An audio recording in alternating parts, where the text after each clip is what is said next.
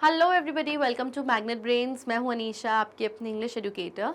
और आज हम स्टार्ट करने वाले हैं क्लास 6 की जो आपकी इंग्लिश बुक है, जिसका नाम है पूर्वी बुक। उसके यूनिट 2 फ्रेंडशिप का जो लेसन है द चेयर, आज हम उसके एनसीईआरटी सॉल्यूशंस देखने वाले हैं पार्ट 2। इससे पहले मैंने ऑलरेडी आपको पार्ट 1 का वीडियो दे दिया है। अगर आपने वो नहीं देखा है तो जल्दी से जाइए और देख के आइए, ताकि कंटिन्यूएशन में आप पूरा कंप्लीट कर पाएँ अपने एनसीईआरटी सॉल्यूशंस। ओके, आप चाहें तो हमारे वीडियो यूट्यूब पर भी देख सकते हैं। वहाँ ना मिले तो वेबसाइट पर जाइए, विच इज़ www.magnetbrains.com। वहाँ पर आपको हमारे सभी टॉप कोर्सेज मिल जाएंगे, English medium channel, Hindi medium channel, दोनों में ही। साथ ही साथ ई नोट्स, ई बुक सब कुछ मिल जाएंगे आपको, जिनके लिंक्स आपको हमारे डिस्क्रिप्शन बॉक्स में मिल जाएंगे। इसी के साथ चलिए कंटिन्यू करते हैं एंड स्टार्ट करते हैं हमारे द चेयर लेसन के NCERT solutions part 2। Okay, let us learn का हमारा अब सेक्शन स्टार्ट हो जाता है। Let's read the question. Read the following words from the text. अब यहाँ पर कुछ वर्ड्स गिवन है, आपको वो रीड करने, उनके मीनिंग समझने, और ये सारे ही वर्ड्स आपके चैप्टर में से, इस लेसन में से ही हैं। फ्रेंडली, फ्रेंडली यानी जब कोई आपसे बहुत फ्रेंडली यानी बहुत अच्छा फ्रेंडली बिहेवियर कर रहा है, दोस्ती अच्छी दिखा रहा है। सडनली यानी अचानक से। टॉकिंग यानी बात करना। कैरिंग यानी हाथ में कोई चीज़ उठाना, कैरी करना। कॉल्ड किसी को बुलाना। शोड यानी किसी को कुछ दिखाया। ओके, सो ये सारे वर्ड्स हो गए। Complete the following table by dividing the words into 2 parts. One has been done for you. अब यहाँ पे 2 कॉलम्स दिए, column A and column B. आपको इन सब वर्ड्स को 2 पार्ट्स में डिवाइड करना है। उन्होंने एक एज एन एग्जाम्पल के तौर पे हमको करके भी दिखाया। फॉर एग्जाम्पल, अगर हम फर्स्ट वर्ड फ्रेंडली की बात करें तो कॉलम ए में उन्होंने लिख दिया फ्रेंड और कॉलम बी में उन्होंने लिख दिया ली। इस तरीके से इन्होंने फ्रेंडली वर्ड को 2 पार्ट्स में डिवाइड किया।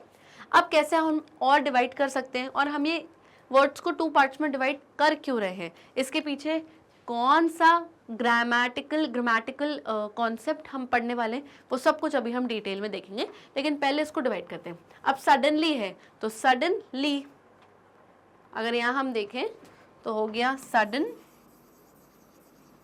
एंड यहाँ पे आ गया ली, एल वाई ली।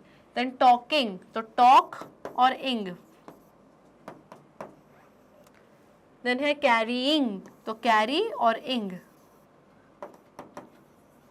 देन है कॉल्ड तो कॉल और ईडी। देन है शोड तो शो एंड ईडी। तो ये हमने इसको 2 पार्ट्स में डिवाइड कर दिया इस तरीके से। अब एक बार आंसर्स चेक कर लेते हैं। ओके, अगर आप आंसर्स चेक करेंगे तो एग्जैक्टली इस तरीके से 2 पार्ट्स में हमने हर एक वर्ड को डिवाइड कर दिया, यानी तोड़ दिया। अब यहाँ पर एक कॉन्सेप्ट है, let's read. The words in column A are called the root words. The sequences of letters that are in column B, which come after the root words, are called suffixes. अब जो column A के words हैं, यानी अभी ये जो column A के words थे,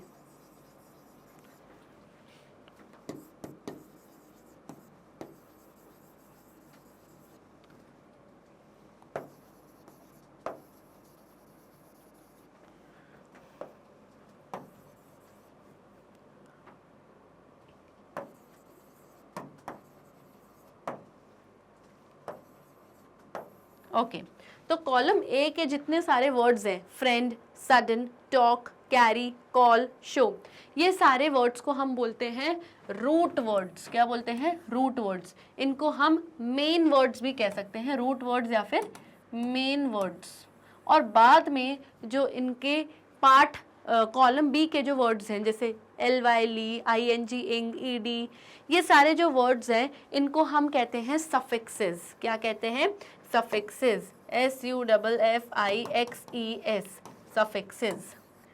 तो रूट वर्ड में आप कोई भी आगे सफिक्स ज्वाइन करके उस वर्ड का मीनिंग थोड़ा चेंज कर सकते हो। यानी अगर हम रूट वर्ड फ्रेंड की बात करें तो फ्रेंड यानी दोस्त, और अगर मैंने इसमें सफिक्स ऐड कर दिया LY तो वो क्या वर्ड पूरा बन गया? फ्रेंडली। तो फ्रेंडली यानी जब आप किसी से बहुत फ्रेंडली दोस्ताना बिहेवियर कर रहे हो उसे हम फ्रेंडली कहते हैं। तो जब आप रूट वर्ड में आगे कोई सफिक्स ज्वाइन कर लेते हो, जैसे LY, ING, ED, कोई सा भी, तो वो वर्ड चेंज हो जाता है एंड उसमें उसके मीनिंग में भी स्लाइट चेंज आ जाता है, डिफरेंस आ जाता है, टेंसेस का भी चेंज आ जाता है। फॉर एग्जाम्पल अगर मैं इस वर्ड की बात करूँ शो, शो मतलब दिखाना, और अगर मैं सफिक्स ऐड कर दूं ईडी तो वो क्या बन गया, शोड। शोड यानी दिखाया था, यानी ये बात हो गई पास्ट की। तो शो प्रेजेंट में था और सफिक्स ऐड करने के बाद वो पास्ट का हो गया। यस, तो इस तरीके से माइनर चेंजेस आ जाते हैं जब आप रूट या फिर मेन वर्ड में कोई सफिक्स ऐड करते हो। ओके ओके, अब यहाँ पर कुछ रूट वर्ड्स एंड सफिक्स दिए हुए हैं, उसके बाद आपको उनको ज्वाइन करके कोई मेन वर्ड बनाना है एंड देन उस मेन वर्ड पे आपको कोई सेंटेंस फ्रेम करना है। Let's read the question. Match the following root words with suitable suffixes. You can use a suffix more than once as shown. Use them to make sentences of your own. One has been done for you. अब यहाँ पर कुछ root words given है और यहाँ पे कुछ suffix given है। अब ऐसा नहीं है कि इस रूट वर्ड के साथ आपको ये सफिक्स को ज्वाइन करना है, आपको रूट वर्ड के साथ सही सफिक्स को मैच करना है, ढूंढना है कि इस रूट वर्ड के साथ सही सफिक्स कौन सा मैच हो रहा है। आप किसी के साथ कुछ भी ज्वाइन नहीं कर सकते, तो आपको रूट वर्ड देखना है, सही सफिक्स के साथ उसको मैच करना है। मैच करने के बाद फाइनल क्या वर्ड बन रहा है वो यहाँ पे लिखना है, और फिर जो फाइनल वर्ड बन रहा है आपका उस पर यहाँ पर आपको सेंटेंस फ्रेम करना है। एक एज एन एग्जाम्पल उन्होंने दिया हुआ है यहाँ पे, फर्स्ट वर्ड गिवन है, रूट वर्ड क्या है, मैजिक यानी जादू, और यहाँ पे उसके सामने ING लिखा है, तो हमने ING नहीं लिया है, हमने सर्च किया, तो सही सर्च करने के बाद हमारा AL इससे मैच हो रहा है सफिक्स, तो वर्ड क्या बन गया, मैजिकल। तो मैंने यहाँ पे वर्ड लिख दिया, यहाँ पे क्या, मैजिकल। अब वर्ड जो मेन वर्ड बन गया आपका, इस पर आपको कोई सेंटेंस फ्रेम करना है। सो सेंटेंस क्या है, the magician performed an amazing magical art. जो मजीशियन था, जो जादूगर था, उसने बहुत अमेजिंग, बहुत शानदार एक मैजिकल आर्ट, एक मैजिकल एक्ट, एक कोई जादुई प्रोग्राम पेश किया उसने। सो ये मैजिकल के ऊपर आपका क्या बन गया, एक सेंटेंस बन गया। अब यहाँ पर भी आपको क्या करना है, ऐसे ही सही रूट वर्ड के साथ सही सफिक्स को मैच करके वर्ड बना के सेंटेंसेस फ्रेम करने। Note, observe the changes in spelling and a few word combination. So इन्होंने यहाँ पे नोट भी दिया है कि ऑब्जर्व करिए, ध्यान दीजिए कि कैसे रूट वर्ड में छोटा सा सफिक्स ज्वाइन करने के बाद एक नया वर्ड बनता है और उसमें उस वर्ड में भी मीनिंग में चेंजेस आ जाते हैं। यस, जैसे मैजिक वर्ड था, मैजिक मतलब क्या, जादू, अब उसमें मैजिकल कर दिया, हमने एक सफिक्स ज्वाइन कर दिया, तो वर्ड क्या बन गया, मैजिकल। तो मैजिक से बना मैजिकल, तो मैजिक मतलब जादू एंड मैजिकल मतलब जादुई। तो स्लाइटली माइनर मीनिंग में भी चेंज आ जाता है जब वर्ड में कोई सफिक्स आप ऐड करते हो। ओके, तो हमारा फर्स्ट वाला तो हो ही गया था, मैजिक बन गया था मैजिकल, और हमने ये सेंटेंस देख लिया था। अब सेकंड वर्ड देख लेते हैं, और वर्ड्स देख लेते हैं, पहले वर्ड्स देख लेते हैं देन हम देखते हैं। सेकंड वर्ड है केयर। केयर मतलब किसी की फिक्र करना। सेलिब्रेट मतलब कुछ मनाना, जैसे आप कोई फेस्टिवल सेलिब्रेट कर रहे हो। लाफ यानी हंसना। वंडर, वंडर, वंडर यानी जब आप आश्चर्य कर रहे हो, वंडर कर रहे हो, सोच रहे हो कि अरे अच्छा ऐसा भी होता है, when you are wondering about things. Help यानी मदद। फ्रेंड यानी दोस्त। करेज यानी साहस, हिम्मत। ओके, अब यहाँ पर इसके सफिक्सेस भी थे, ING, AL, FUL, LY, ED, TION, शन, OUS, आस, शिप, SHIP, शिप। यहाँ पे एक चीज़ और बोली गई है कि आप चाहें तो एक बार से ज़्यादा किसी सफिक्स को यूज़ कर सकते हैं। फॉर एग्जांपल मैजिकल में ऑलरेडी AL यूज़ हो चुका है, अगर मुझे किसी दूसरे में लगता है कि मुझे AL फिर से सफिक्स यूज़ करके एक नया वर्ड बनाना है तो मैं कर सकती हूँ। आप एक बार से ज़्यादा किसी भी सफिक्स को यूज़ कर सकते हो, ये उन्होंने यहाँ पर बोला गया है। ओके ओके, तो ये फर्स्ट हो गया था, मैजिकल बन गया था। Next care. केयर के साथ हमने यहाँ पे ज्वाइन कर दिया है फुल, तो वर्ड क्या बन गया, केयरफुल, क्योंकि केरल नहीं बन सकता, केयरली नहीं बन सकता, केयर्ड नहीं बन सकता क्योंकि डबल ही आ जाएगा, क्योंकि वो कैरीड हो जाएगा, अलग अलग वर्ड्स। तो हमने बना दिया फुल केयरफुल को ज्वाइन करके। सेंटेंस देखते हैं केयरफुल पे। We should be careful while crossing the road. हमें बहुत केयरफुल यानी बहुत ध्यान पूर्वक ध्यान रखना पड़ेगा हमें जब हम रोड क्रॉस कर रहे हों। तो मैंने यहाँ पे केयरफुल को अंडरलाइन कर दिया बिकॉज इसी वर्ड पे हमने सेंटेंस फ्रेम किया है। ओके, तो केयर मतलब किसी की देखभाल, और केयरफुल मतलब जब आप बहुत केयरफुल यानी बहुत सतर्क हो जा रहे हो, कहीं ना कहीं थोड़ा ध्यान रख रहे हो, ध्यानपूर्वक। ओके, नेक्स्ट है सेलिब्रेट। तो मैंने सेलिब्रेट को एक और सफिक्स के साथ ज्वाइन कर लिया जो कि है शन। नेक्स्ट पेज पे आपको नेक्स्ट स्लाइड पे दिखेगा, I was not left with space, तो मैंने इसको 2 स्लाइड्स पे डिवाइड कर दिया। तो सेलिब्रेट के साथ मैंने शन कर दिया सफिक्स ज्वाइन, तो मेरा वर्ड क्या बन गया, न्यू वर्ड सेलिब्रेशन, ठीक है। सो इस पर सेंटेंस देखते हैं। India's victory called for a celebration. India की जब विक्ट्री हुई, यानी इंडिया की जब क्रिकेट में जीत हुई, तो it called for a celebration, यानी उससे एक सेलिब्रेशन की आवाज़ लगाई गई कि मानो अब वक्त आ गया है सेलिब्रेट करने का, मनाने का हमारे देश भारत की जीत, यानी कि victory. Okay, then next word is laugh. Laugh को हमने किस सफिक्स के साथ ज्वाइन कर दिया, ईडी के साथ, तो वो क्या बन गया, लाफ्ट, यानी लाफ मतलब हंसना, प्रेजेंट में, और ईडी ज्वाइन करोगे तो वो पास्ट का बन गया और बन गया लाफ्ट। अब लाफ्ट के ऊपर हमें एक सेंटेंस फ्रेम करना है। He laughed at my jokes. वो ही की बात हो रही है, यानी एक बॉय की बात हो रही है कि वो जो था वो बहुत हंसा मेरे जोक्स पर, यानी मेरे चुटकुलों पर। तो लाफ्ट पे एक सेंटेंस बन गया, आई have underlined it. Okay, next wonder. तो वंडर को भी मैंने, अब जैसे मैंने लाफ के साथ ईडी सफिक्स यूज किया, अब मुझे लग रहा है वंडर के साथ भी मुझे ईडी करना और वर्ड बनाना है वंडर्ड, तो मैं अगेन ये वाला सफिक्स यूज कर सकती हूँ। ओके, तो वंडर के साथ मैंने ईडी अगेन यूज कर दिया और मेरा वर्ड क्या बन गया, वंडर्ड। तो वंडर्ड मतलब ही वंडर्ड अबाउट नेचर्स ब्यूटी। वो वंडर कर रहा था, यानी सोच रहा था, आश्चर्य कर रहा था कि नेचर की कितनी ब्यूटी है, यानी हमारी कुदरत की कितनी सुंदरता है, भगवान की बनाई हुई दुनिया कितनी ब्यूटीफुल है। तो वो वंडर कर रहा था, आश्चर्य कर रहा था कि such a beautiful nature, such a beautiful world. Okay, तो यहाँ पे वंडर्ड पे सेंटेंस बन गया and I have underlined it. आगे और देखते हैं। ओके, नेक्स्ट वर्ड है हेल्प। हेल्प के साथ अगेन मुझे लगता है कि मुझे फिर से ये वाला सफिक्स यूज करना है, ईडी। मैंने लाफ के साथ भी लाफ्ट किया, वंडर के साथ भी वंडर्ड किया, अब मैं हेल्प के साथ भी ईडी यूज कर रही हूँ, again third time same suffix use कर रही हूँ और वर्ड बना दिया मैंने हेल्प्ड। कितनी बार भी आप एक सफिक्स को यूज कर सकते हो। तो हेल्प पे माई फ्रेंड हेल्प मी, मेरे दोस्त ने मेरी हेल्प की, हेल्प्ड मी, अंडरलाइन ये कर दिया। Okay, next friend. फ्रेंड के साथ मैंने ज्वाइन कर दिया कौन सा सफिक्स, शिप, तो बन गया फ्रेंडशिप।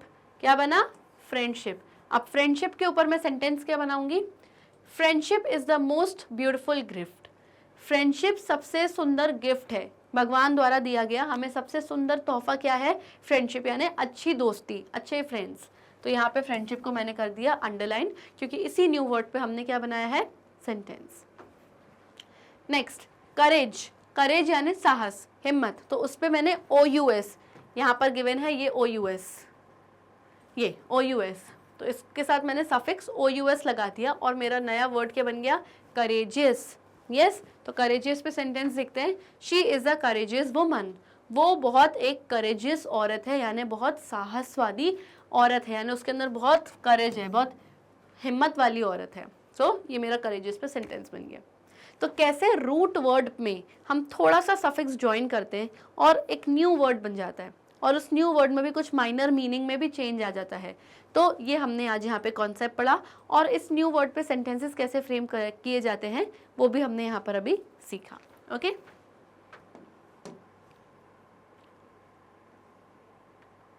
चलिए नेक्स्ट कॉन्सेप्ट पे आ जाते हैं, नेक्स्ट पोर्शन पे आ जाते हैं, जो कि है let us learn. Read the following lines from the story. अब यहाँ पर कुछ लाइन्स गिवन है, इसको आपको रीड करना है, ये आपकी स्टोरी में से ही है। Mario brave and determined.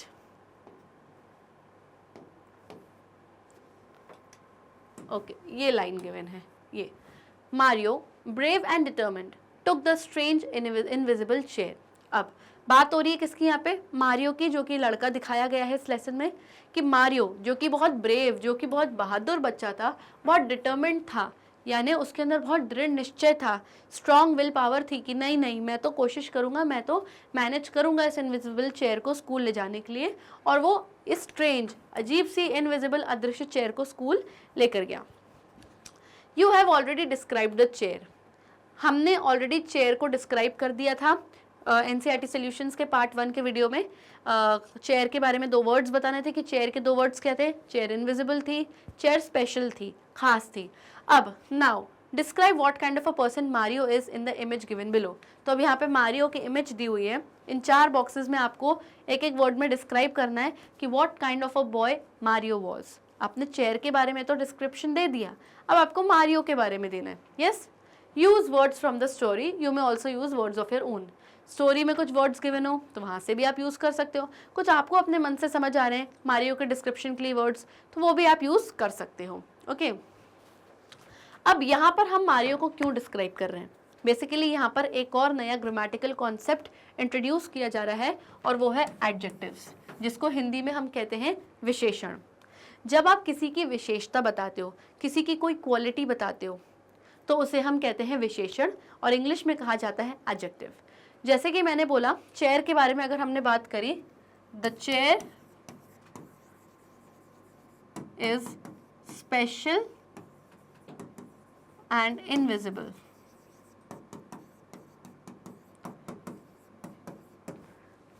जो चेयर है वो बहुत स्पेशल, बहुत खास है और इनविजिबल यानी अदृश्य है, दिख ही नहीं रही। तो चेयर कैसी है? चेयर स्पेशल है और चेयर इनविजिबल है। तो इन दोनों वर्ड्स से हमें चेयर की विशेषता, चेयर की क्वालिटीज़ के बारे में पता चल रहा है। दैट मीन्स चेयर के साथ जो एडजेक्टिव्स यूज हुआ है वो क्या है? Special and invisible. तो चेयर एक नाउन है।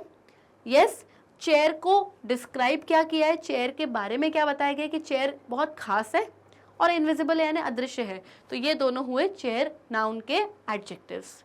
ओके, चेयर एक नाउन है जिसके एडजेक्टिव्स हैं special and invisible.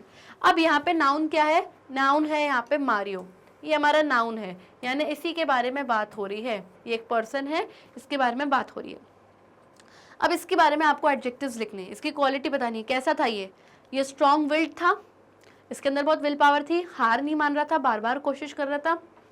Yes, so the words that describe the quality of a person और a thing are called adjectives. तो वो शब्द, वो वर्ड्स जो किसी भी पर्सन, इंसान या चीज़ के बारे में, उनकी क्वालिटीज़ के बारे में डिस्क्राइब करते हैं, उसे हम एडजेक्टिव्स कहते हैं। एंड हिंदी की व्याकरण में इसको हम बोलते हैं विशेषण।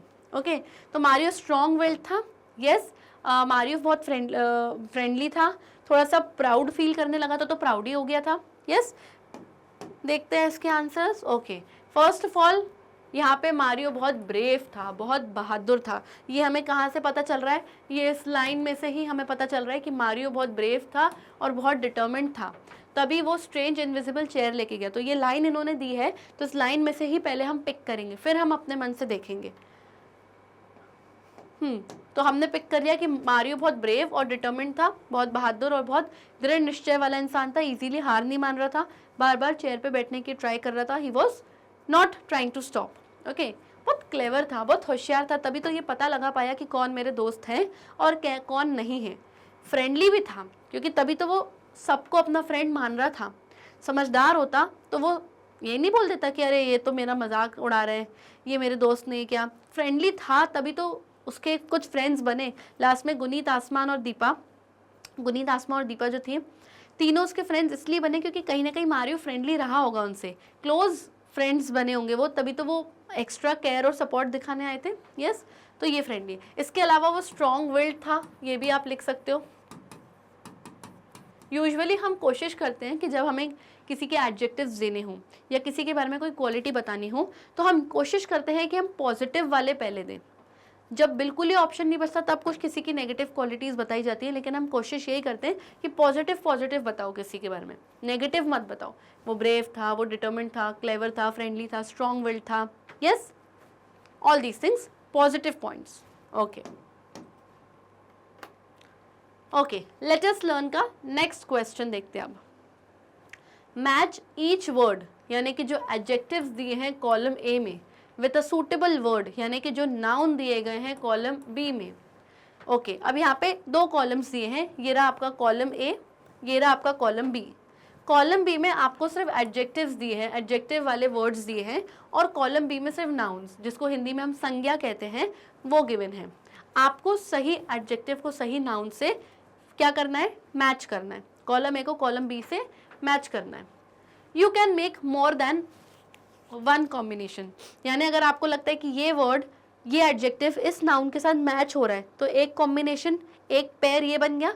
अगर आपको लगता है अच्छा ये वर्ड इस वर्ड के साथ भी तो मैच हो रहा है, तो एक कॉम्बिनेशन, एक पेयर ये भी बन सकता है। Okay, one has been done as an example के तौर पे उन्होंने एक करके दिया है। सबसे पहले column A and column B के वर्ड्स पढ़ते हैं, मीनिंग्स देखते हैं, देन फिर समझते हैं। कॉलम ए है ब्रेव, यानी बहादुर, क्लेवर यानी बहुत होशियार, टेस्टी यानी कोई चीज़ बहुत स्वादिष्ट है, बहुत डिलीशियस है, हैवी यानी भारी, स्लाइट यानी ज़रा सा, ट्रू यानी सही, सच्चे। नेक्स्ट, फ्रेंड्स यानी दोस्त, रेन बारिश, सोल्जर यानी कि हम सबको पता है आर्मी में सोल्जर्स होते हैं, सिपाही, प्लान यानी हम सबको पता है कोई प्लान बनाया है हमने, पीनट्स यानी कि मूंगफली, और कोल्ड यानी कि ठंडा। अब सही एडजेक्टिव को सही नाउन के साथ आपको बनाना है, एक कॉम्बिनेशन और मैच करके एक वर्ड लिखना है। फर्स्ट वाला है ब्रेव, ब्रेव को मैच कर दिया गया है किससे, सोल्जर से, क्योंकि सोल्जर्स जो सरहद पे बॉर्डर पर होते हैं दे आर वेरी ब्रेव, बहुत बहादुर होते हैं। ओके, तो ब्रेव सोल्जर, तो ब्रेव हमारा हो गया एडजेक्टिव यानी ए, और सोल्जर यानी ये एक पर्सन है, इसके बारे में क्वालिटी बताई जा रही है कि वो ब्रेव है, वो बहादुर है, तो इस पर्सन के बारे में बात हो रही है, तो ये नाउन हुआ। अब ब्रेव सोल्जर पूरा एक वर्ड बन गया जिसमें एडजेक्टिव भी है नाउन भी है। अब इस पूरे पर एक साथ आपको सेंटेंस फ्रेम करना है कॉलम डी में। ओके, तो ब्रेव सोल्जर एक फ्रेज बन गया, अभी आधी अधूरी चीज़ है, इसको सेंटेंस में पूरा कंप्लीट करना है, पूरा वाक्य बनाना है। The brave soldier marched ahead, जो ब्रेव सोल्जर था, जो बहादुर सिपाही था, मार्च्ड अहेड यानी आगे की तरफ बढ़ा, वो शायद डरा नहीं दुश्मन से, यानी मार्च्ड अहेड, आगे की तरफ बढ़ा। ओके, सो ये आपका फर्स्ट सेंटेंस है। इसी तरीके से आपको काफ़ी सारे एडजेक्टिव्स दिए हैं, उनको कॉलम बी में नाउन्स के साथ ऐड करके एक फ्रेज बनाना है यहाँ पे सबसे पहले, एंड देन उसके बाद पूरा एक कंप्लीट सेंटेंस बनाना है। आइए देखते हैं और फ्रेजेस जो हमने नाउन्स एंड एडजेक्टिव्स को कंबाइन करके बनाए हैं। ओके, तो let's check the answers. Okay, तो ब्रेव सोल्जर तो हमने अभी देख लिया। नेक्स्ट है आपका क्लेवर प्लान। हमने क्लेवर को प्लान के साथ मैच किया, क्योंकि अगर हम क्लेवर देखें तो क्लेवर मतलब होशियार, उसके साथ हम रेन को तो ज्वाइन कर नहीं सकते, क्लेवर रेन हो नहीं सकती, क्लेवर सोल्जर हो नहीं सकते क्योंकि ब्रेव सोल्जर हमने ऑलरेडी कर लिया है। फिर clever plan, clever peanuts, clever cold नहीं, तो क्लेवर प्लान यानी जो भी आपने प्लान बनाया काफ़ी क्लेवर था, यानी काफ़ी दिमाग लगाकर आपने वो प्लान बनाया है, तो वर्ड बन गया क्लेवर प्लान। सेंटेंस देखते हैं।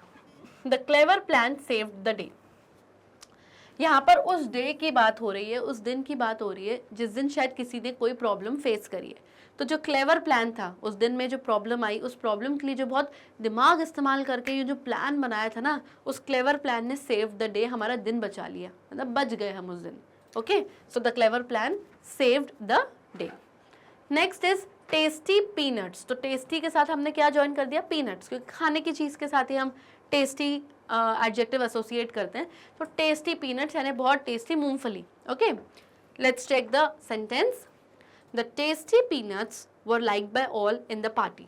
जो टेस्टी पीनट्स थे वो सभी के द्वारा पसंद किए गए, सबको बहुत अच्छे लगे पार्टी में। तो टेस्टी पीनट्स को हमने ऐसे अंडरलाइन कर दिया और ये रहा हमारा पूरा sentence. Next, heavy rain. Heavy के साथ हमने रेन वर्ड को एसोसिएट किया है, मैच किया है, क्योंकि बहुत तेज़ जब बारिश होती है, जब भारी वर्षा होती है तो उसे हम कहते हैं हैवी रेन, बहुत तेज़ बारिश। सो वर्ड बना है हैवी रेन। इस पर अब हम क्या करेंगे, सेंटेंस फ्रेम करेंगे। The heavy rain caused floods.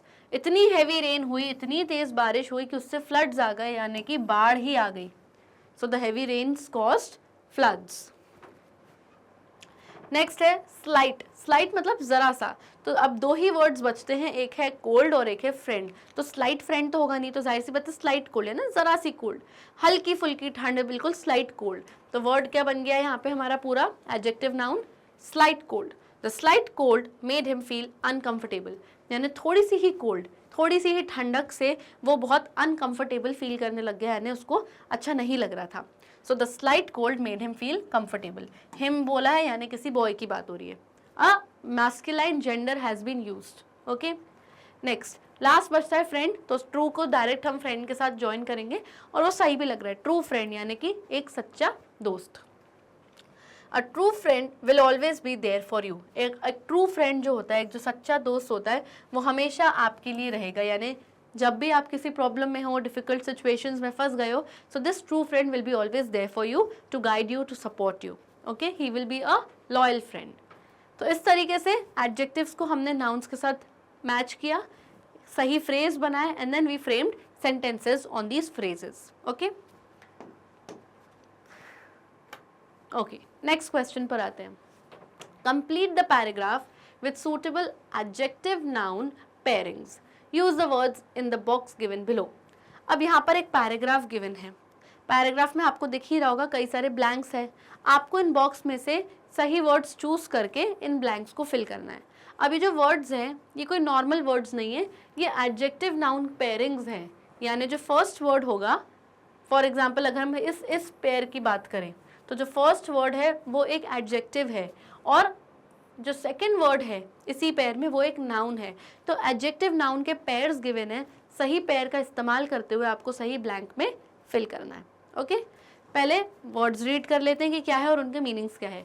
Old book, पुरानी किताब, तो इसमें ओल्ड एक एडजेक्टिव है कि किसके बारे में बताया गया है कि कि ये पुरानी है, किताब के बारे में, बुक के बारे में, तो बुक हो गया आपका नाउन।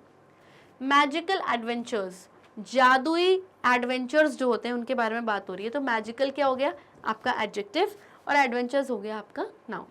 हैप्पी बॉय, बहुत ही खुश लड़का, तो happy is adjective, boy is a noun. Amazing stories, बहुत अमेजिंग कहानियाँ, बहुत शानदार कहानियाँ, तो amazing is your adjective and stories is your noun.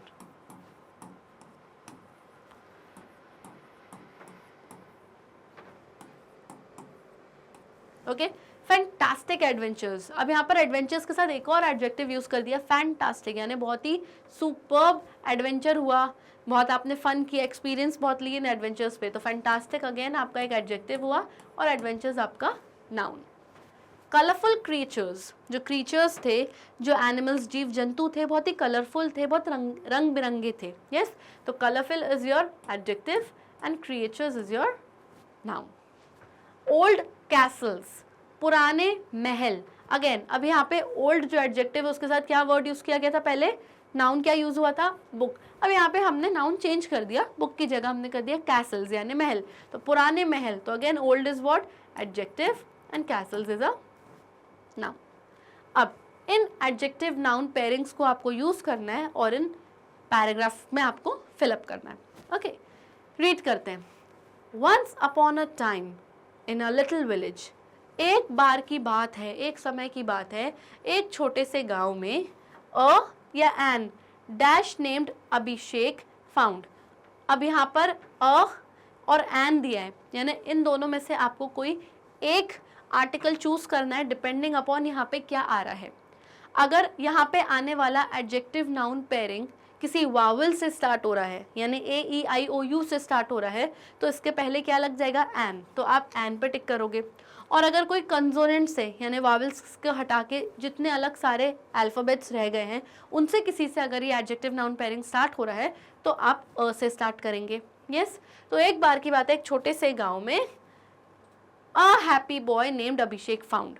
A happy boy यानी एक खुश लड़का, अभिषेक जो था उसको कुछ मिला, तो यहाँ पे हमने लिख दिया हैप्पी बॉय और यूज करेंगे हम अ, क्योंकि हैप्पी स्टार्ट हो रहा है एच से जो कि कॉन्सोनेंट है, कॉन्सोनेंट्स के पहले अ लगता है, यहाँ पे कोई वावल नहीं तो एन नहीं हटेगा, तो ये एन हमने हटा दिया। तो once upon a time in a village, in a little village, a happy boy named Abhishek found a या an dash in the attic. अब सबसे पहले एटिक का मतलब देखेंगे। एटिक इस चैप्टर का एक बहुत इंपॉर्टेंट वर्ड है, मैंने अपने शॉर्ट्स भी बना के दिए हैं आपको इस वर्ड पे क्योंकि एक इंपॉर्टेंट वर्ड है। एटिक का मतलब होता है घर की जो रूफ होती है, घर की जो छत होती है, उसके नीचे कई बार एक छोटा सा स्पेस, एक ऐसा एरिया बनाया जाता है जहाँ पे आप पुराने सामान रखते हो जो बहुत कभी दिवाली के टाइम काम आते हैं, या ओल्ड थिंग्स, या कोई पुराना फर्नीचर, जिसको हम स्टोर रूम टाइप का भी बोल सकते हैं, तो उसे हम एटिक कहते हैं। तो आंसर चेक करते हैं, ओल्ड बुक यानी पुरानी किताब। तो एक बार की बात है, एक छोटे से गांव में एक खुश लड़का था जिसका नाम था Abhishek. He found an old book in the attic, उसको एक पुरानी किताब, एक पुरानी पुस्तक मिली एटिक में, यानी कहीं घर के स्टोर रूम में। अब ओल्ड जो है वो स्टार्ट हो रहा है ओ से, और ओ क्या है, एक वावल, इसलिए यहाँ पे आएगा एन और अ नहीं आएगा यहाँ पे। ये भी आपको छोटी छोटी चीजें ध्यान देनी है। He read dash about fairylands. He read, उस किताब में उसने क्या पढ़ा, फेरी लैंड्स के बारे में क्या पढ़ा। फेरी लैंड्स मतलब वो ज़मीन वो जगह जहाँ पे फेरीज परियां रहती हैं। तो परियों की दुनिया के बारे में उसने क्या पढ़ा? बहुत सारे अमेजिंग स्टोरीज पढ़ी, क्योंकि वो बुक थी तो उसमें कहानियाँ ही होंगी। तो ही रेड अमेजिंग स्टोरीज, बहुत शानदार कहानियाँ पढ़ी उसने परियों की दुनिया के बारे में उस बुक में। डैश एंड मतलब उसने अमेजिंग स्टोरीज तो पढ़ी और भी कुछ एक दो चीज़ें पढ़ी उसने, क्योंकि आप देखिए कॉमा लगा है, फिर एंड लगा और फिर डैश लगा, तो अमेजिंग स्टोरीज के अलावा दो और चीज़ें उसने उस बुक में पढ़ी। तो हम कह सकते हैं मैजिकल एडवेंचर्स, यस, और हम बोल सकते हैं फैंटास्टिक एडवेंचर्स, कलरफुल क्रीचर्स के बारे में पढ़ा उसने, तो यस, ओल्ड कैसल्स के बारे में। ओके, ठीक है, यहाँ पे दूसरी चीज़ें यूज हैं, क्योंकि आगे हो सकता है सेंटेंसेस कुछ इस टाइप के हो जहाँ पे magical adventures and fantastic adventures use हो रहा हो। तो उसने क्या पढ़ा उस बुक में? ही रेड अमेजिंग स्टोरीज, परियों की दुनिया के बारे में, कलरफुल क्रीचर्स यानी अलग अलग रंग बिरंगे जीव जंतुओं के बारे में पढ़ा जो फेरी लैंड में रहते हो, वो पढ़ा उस बुक में। एंड क्या पढ़ा? ओल्ड कैसल्स यानी बहुत पुराने महलों के बारे में पढ़ा जो फेरी लैंड में होते होंगे। इन सब चीज़ों के बारे में उसने उस ओल्ड बुक में पढ़ा। Abhishek's eyes got big as he imagined these. जैसे जैसे अभिषेक ये पढ़ रहा था, हिज आइज गॉट बिग यानी उसकी आंखें सी बड़ी होती गई, क्योंकि वो ये सारी चीज़ें अपने दिमाग में इमेजिन कर रहा था, कल्पना करने लग गया था कि ओके इतने बड़े बड़े महल होते होंगे, फेरी लैंड था, परियों की दुनिया थी, रंग बिरंगे वहाँ पे कलरफुल क्रीचर्स थे, और क्या था वहाँ पे, बहुत अच्छी अच्छी कहानियों के बारे में वो सब इमेजिन कर रहा था। तो उसकी आंखें से बड़ी होती जा रही थी। आप कुछ इमेजिन करते ना, ओ अच्छा ऐसा होता है, ओके वैसा।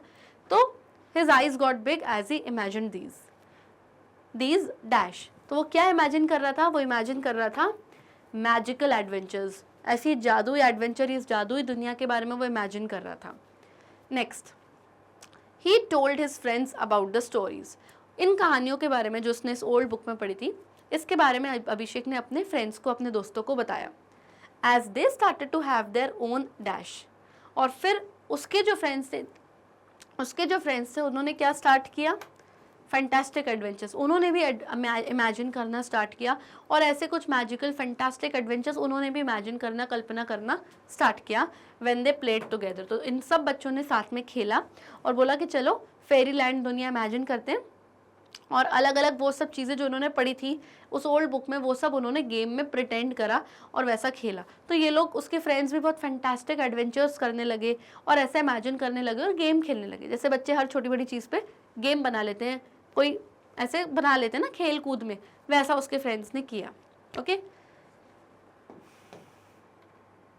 ओके, सो यहाँ पर हमने सारे एडजेक्टिव नाउन पेयरिंग्स को यूज़ करके इस पैराग्राफ को फिलअप किया है।